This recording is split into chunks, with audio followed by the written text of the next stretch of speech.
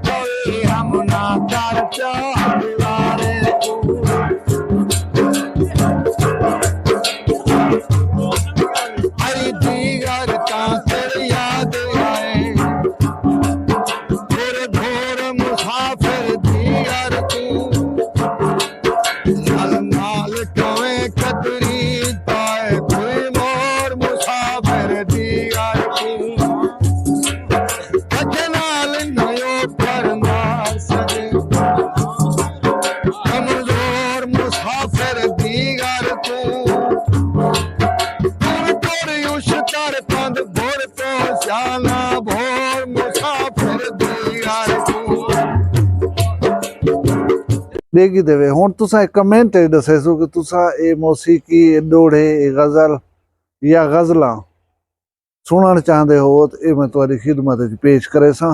Comment दसे सो भला हूँ दे मुताबिक फैसला करे सू। ये कहने कि ये वीडियोज ना होसन, ये भी होसन पिया, वो तो आगू इवें इजाफी बोनस दे विच मतलब वीडियोज लिखे सू। बहुत सारे दोस्त होंगे जेरे अच्छी शायरी अच्छी आवाज दे विच सुनन पसंद करन, ये मेरे को पता लग सी तुम्हारे कमेंटें दे विचों। भला एक जालिम अपने अंजाम को पहुंच गए। आज थोड़ा जहा फखरी महसूस थी ना पाकिस्तान दे अदालतें दे उते। तुसा भी यकीनन खुश थी सो कि ऐसे दरिंदे जो रहन ना वो अपने अंजाम को पुजते रहे वजन तो ठीक है। ये हाल वाल तो सारा दिन आन, लेकिन चैनल दे उते पहली दफा आए बैठो तो वखरी गाल चैनल को सब्सक्राइब कर गिनो। भला मैं आके जनाब को सारी तफसील दसना। जिन्हें दोस्त ने मेरे चैनल को सब्सक्राइब कर दे मैं उन्हें खुश आमदीद देता। 11 अप्रैल 2024 ते जुलो पे ईद दा दूजा दिमार अलीपुर दा एक इलाके मडला उहदे विच एक अलमनाक सानिया थिया जिन उत्ते पूरा मुल्क जिहड़ा है वो गम ते अफसोस दी हालत दे विच चलिया गया। वो वाकया यह है कि एक जंक ने मंडा दर्जी जिहदा नां हा सजाद खोखर, वो आख रहे अपने बीवी को और अपने 7 बाले को। कोई बंदे हथौड़ा आदन, कोई बंदे टोका आदन, बहरहाल जालमाना तरीके दे नाल उन्हें को कत्ल कर दिता सी। अपने जेरे बाल हन सी छोटे छोटे बाल दी उम्र है 4 महीने सिर्फ, ते वो वड्डा जेरा बाल आ उनकी उम्र तकरीबन 8 साल है। छोटे छोटे मासूमे को हथौड़ा या छुरी आई जेरा कुछ हा उस जालिम ने जुल्म कर रहे 8 जिंदगियां घिन की ध्यान। वजह जरी दसे नेहन वो दसे नेहन कि ऐसी गुरबत है बंदे को। वो बाद वक्त कने को पूछे जरा जुल्म जो कर दी थी हुण तेरी गुरबत टल गई है। केस चलता रह गए। कल district and session court Alipur दे जज गुलाम मुजतबा बलोच साहब उन्हें दी अदालत ने उनको 8 दफा सजाए मौत दी है। 8 ਬੰਦੇ ਮਾਰੇ ਹਨ ਸੀ, 8 ਦਫਾ ਸਜ਼ਾ ਹੈ ਮੌਤ। ਔਰ 5-5 ਲੱਖ रुपया एक बंदे के हिसाब दे उते 8 कतल 8 5 40 लाख रुपए का जुर्माना ही अदा करे सी। अगर वो जुर्माना अदा ना करे सी तो 6 महीने की मजीद कैद भुगते सी।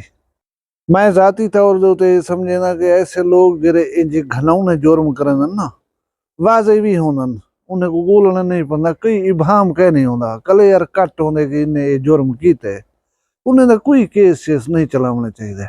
उन्हें कोई इतनी जाड़े जेल च भी राख रहे टुकर पानी भी ना खवाना पवे, उन्हें तो मौके दे उत्ते फैसला कर छोड़िया। बहरहाल दुनिया आदि है कि उनको हक मिलना चाहिए सफाई का, उनको हक मिलना चाहिए अपना मौके सुनावन का। बहरहाल अदालत जो फैसला की मैं उनको मुस्तहसन समझेना, अच्छा फैसला है। ऐसे जालिम दरिंदे जो मुआशरे दे विच नहीं होने चाहिए। उन्हें दा वला कहीं मिले चेता फिर गया तो कुछ ब्याह नुकसान कर सकता। हुण मैं हमेशा आदा रहना एक दफा वला तुहानू दस्सना पिया कि ये जरा डिसीजन करन होंदे ना कहीं उलझन या मुश्किल की सूरत दे विच ये सिर्फ 2 या 3 या 10 सेकंड का मैक्सिमम काम होंदा रहिंदा है। तुसां अगर इन्हें 5-7 सेकंड्स दे विच अपने गुस्से दे उत्ते अपना फैसला जरा कर चुके हो, उहदे उत्ते अगर कंट्रोल कर वेंदो, नज़रसानी कर वेंदो तो तुसां बहुत वड्डी तबाही कने बच वेंदो। अगर नहीं भी कर सकते तो उन्हें पीछे अंजाम इहो जा थींदा रहिंदा। मैं बड़े वसूख नाल आख सकदा तुहानू ये बंदे की शक्ल देखदे पियो, ये चाहता हो सी कि मैं को एक दफा चांस मिले हा, ये जरा कुछ मैं करके आया ये सारा रिवर्स थी वजे, भला मैं कदई ऐसा काम ना करे सा। यकीनन वो ये गल सोचंदा पिया सी, लेकिन वक्त वो हा वो चंद सेकंड हैं जिन्हें दे विच उहदा दिमाग जरा है ना उलट चले, एक फैसला वो सोचे उहदे उत्ते अमल दरामद कर दिता सी। वो कितना भयानक आ, उहदे नुकसानात क्या हन, वो बंदे ने हों वेले इन्हें चीज़ों उत्ते गौर न किया। हुण वो यकीनन आदा हो सी कि काश मैं हों वेले सोच गिंदा, लेकिन वो सियाणे आदन कि गया वक्त फिर हाथ आता नहीं। हुण मैं ये भी सोचदा पिया कि इहदा केस अगू ते भी तुरसी, कोई अपीला शपीलें वाले सिलसिले हाई कोर्ट सुप्रीम कोर्ट उडे भी वेसी है ना केस, कौन ये केस की पैरवी करना पिया उसी। ये भी एक सवाल है कि करेंदे ही वे पैरवी इहदे वास्ते रहम कहीं अदालत चो मंगदे ही वे तो क्यों मंगदो। एक साबित थी चुके कि एक आदमी बाई नेचर इतनी उनके अंदर दरिंदगी भरी हुई है कि वो अपने 4 महीने दे खीर पींदे बाल को माफी नहीं सी दी। अपने लख ते जिगर जिन्हें को एक चाट मारो चमाट मारो तो अफसोस थया खड़ा होंदे, केरे दिल दे नाल उन्हें दे जिस्म दे उते हथौड़े या छुरे दे वार कीतन बैठे, उन्हें को खून दे विच धमा दितस, उन्हें को तड़पदा फड़कदा अपने अखीं दे अगों डिठस। ऐसे शख्स दे उते ना कहीं को रहम खाना चाहिए, ना ऐसे शख्स को अपॉर्चुनिटी मिलनी चाहिए माफी तलाफी दी। प्लीज कहीं वाले कोई परेशानियां आवन मुश्किलात आवन थोड़ा जहाँ अपने जहन को ठंडा रखा करो, कूल माइंडेड रह गए करो। कोई ऐसा वैसा गलत ख्याल आवे भी सही तो सोचा करो, बहुत सारे मसाइल कने बच वेसो। बाकी ये दुनिया की अदालत जिन्हें विचों कोई सजा मिल रही है, अगो जी अदालत है उनदे विच जजा सजा उन्हें वास्ते बाकी है।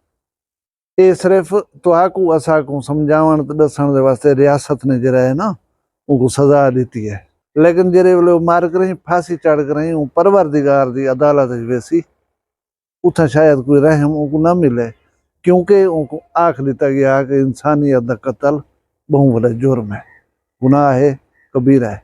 अल्लाह ताला तुसाकू असाकू फहम फरासत नाल जिंदगी गुजारन दी तौफीक देवे, असाकू अल्लाह गुस्से कने बचावे, असाकू अल्लाह गलत फैसले कने बचावे।